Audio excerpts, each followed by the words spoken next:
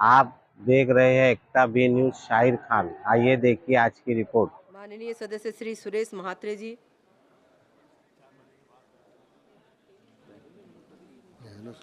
धन्यवाद अध्यक्ष महोदय। मी आपलं लक्ष वेधू इच्छितो।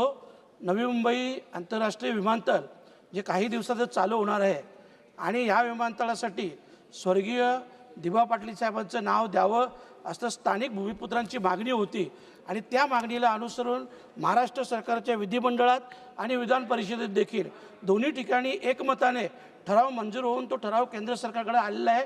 मी दिबा पाटील साहेबांविषयी एवढंच बोलेन मॅडम की 2 वेळा खासदार, 5 वेळा आमदार, महाराष्ट्र विधानसभेचे विरोधी पक्षनेते आणि खास करून त्यांच्या प्रयत्नामुळे 1989 मध्ये महाराष्ट्रात जी महिला भ्रूण हत्या प्रतिबंधक कायदा लागू झाला त्याचं समर्थन केंद्र सरकारने देखील केलं आणि 1994 मध्ये केंद्र सरकारने देखील त्या कायद्याला मान्यता दिली।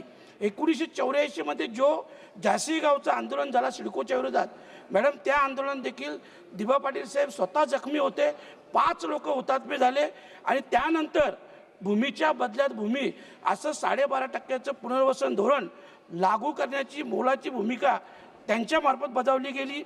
2013 मध्ये जो कायदा लागू झाला भूमी अधिग्रहण कायदा त्याच तत्वावर तो लागू होता आणि म्हणूनच या ऐतिहासिक आणि सामाजिक योगदानाला उचित सन्मान देण्यासाठी महाराष्ट्र सरकारने 2022 मध्ये निर्णय घेतलेला आहे आणि म्हणूनच मी केंद्र सरकारला विनंती करतो की त्या निर्णयाची लवकरात लवकर पूर्तता करावी आणि नवी मुंबई आंतरराष्ट्रीय विमानतळाला स्वर्गीय दिबा पाटील साहेबांचं नाव द्यावं, जेणेकरून आत्तापर्यंत त्यांनी जे काम केलेलं आहे, समाजकार्य केलेलं आहे, त्या समाजकार्याला देखील एक मानवंदना होईल आणि त्यांच्या स्मृतीस देखील अभिवादन होईल, अशा प्रकारची मी विनंती करतो। धन्यवाद मॅडम।